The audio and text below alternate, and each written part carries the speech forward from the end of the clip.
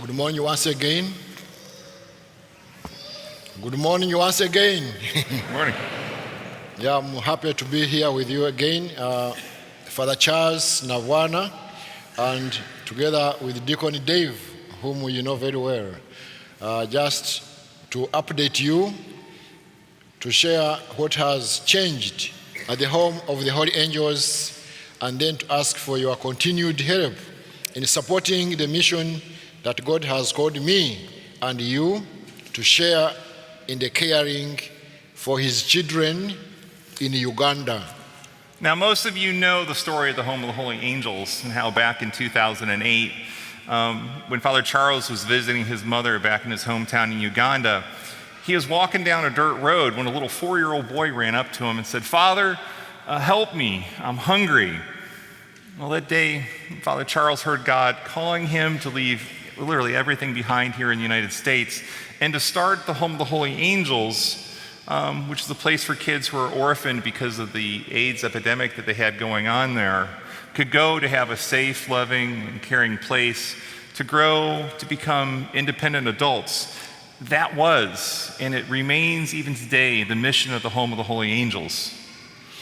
It is hard to believe that it has been 15 years, 15 since the Home of the Holy Angels Primary School opened, and 4 years since St. William and Helen Secondary and Vocational School opened, and the fruits of the faithful and loving support are more evident now than ever. Now, along with Joseph and 10 other children who arrived at the school when it opened, as Deacon has told you, there was a 4-year-old girl named Josephine.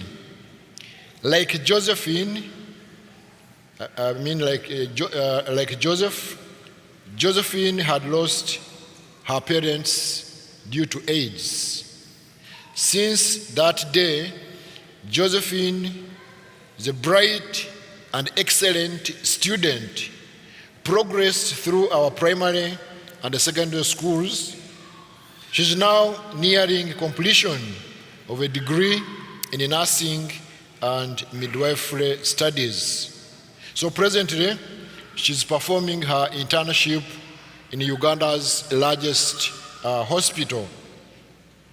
This coming December, she will graduate and plans to return to the community to provide others with the same love and the care that she received at the Home of the Holy Angels since she arrived. Now, Josephine's only one example of the kids who have grown towards independence.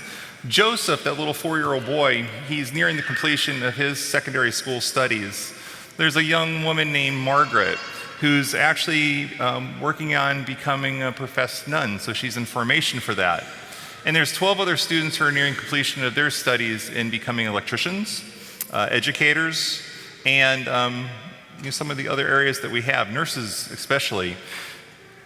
The mission that God gave Father Charles, that same mission that you so lovingly supported and cared for over all these years in providing a safe home for these orphan children, where they can grow towards independence, is being fulfilled literally right now in our midst. Just like the mustard seed that we've heard about in other scriptures, the tiny little seed that grows up into that large tree where all the birds can come and make a home. Your prayers and your gifts has taken that tiny little plot of land with 12 kids and grown it into be the schools that we have now, the Home of the Holy Angels and the St. William and Helen schools. We're currently caring for 500, but we're hoping to grow very shortly to add another 100 children. In today's second reading, St. Paul exhorts us to seek what is above and to put on a new self that is being renewed in the image of God, our Creator, who makes no distinction between all his children, both those of here St. Margaret Mary and also the children at the Home of the Holy Angels who are brothers and sisters in Christ. Now, this past Easter, as I was preparing for Mass, a recently widowed young mother arrived at the campus. The woman had no home, no means of support, and was alone except for her 5 children who had come with her. The children were wearing rags, having absolutely nothing on them, not even shoes. And one of them, Pasco, was suffering from malaria, was sick. So I had to wait for Mass and take him to the hospital for treatment, for emergency treatment. Now, today's gospel reminds us that although we might be rich, one's life doesn't consist in our possessions, but in what God tells us to store up in heaven. You know, things that matter to him, like justice and mercy and caring for those most in need.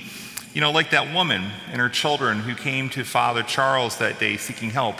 Those same kids today have begun their journey towards independence, becoming students at the home of the Holy Angels. It's only through your loving and caring support, you know, that you're showing evidence that your concern is for those things that God has on his heart. And your support is continuing to bear fruit in so many other ways. Yeah, fruits. I can say our school, which we started, has numbered to be number 1 of the 69 schools in the county, as we have here, Orange County, Orange and Brevard, you know. So it was number 1. And then it was number 3 in performance, in excellence, in the whole district of Chivale. Not only the 16 students who sat for senior 4 last year that did the exams with others, but they did them excellently. So our vocational skills and training continues to grow. During my last visit, I shared that we offer vocational training in agriculture, plus animal husbandry, and then hairdressing and sewing. But since then, we have added more vocational aspects, like training in computers, though we don't have many, motor repairs, making handbags, you know, beaded with beads. We have some handbags there out of beads, and there's a raffle.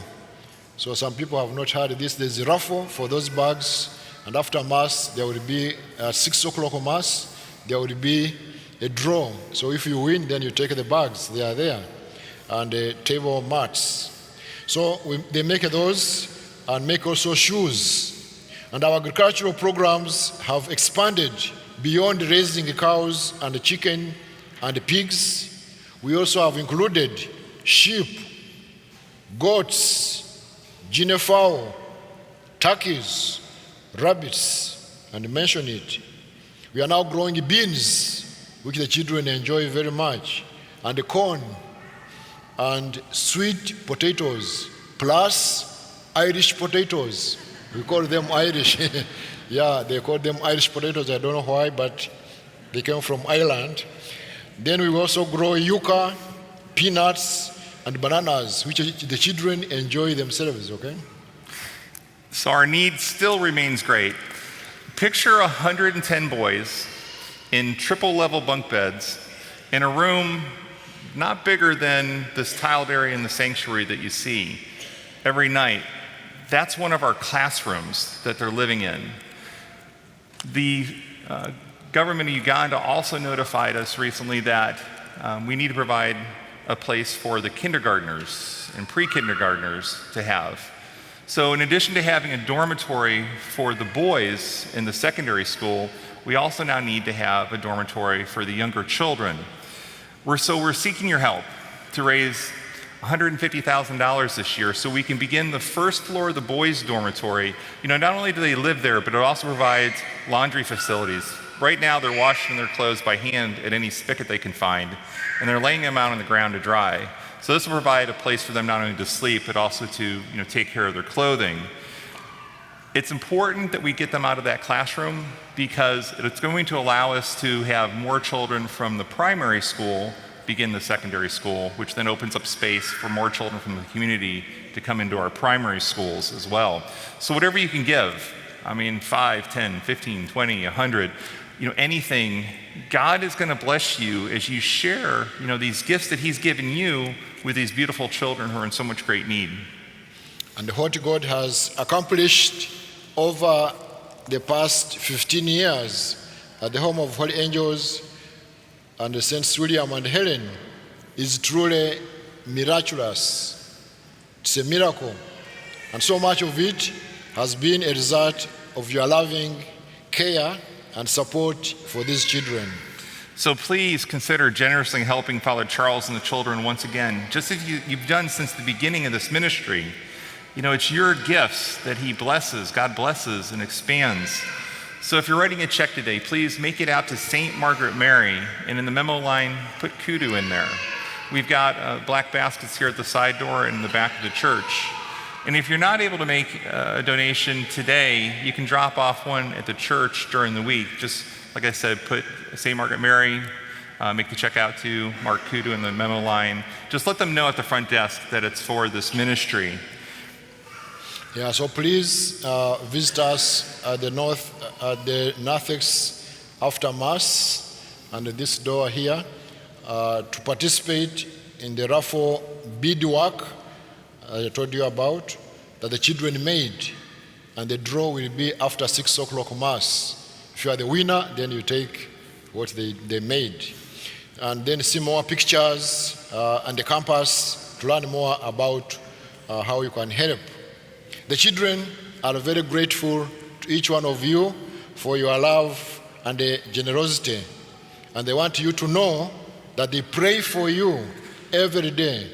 It's your loving kindness which gives them a future filled with hope. And so, please remember, you are treasured, you are loved, because Home of Holy Angels and St. William would not be there if it was not because of you.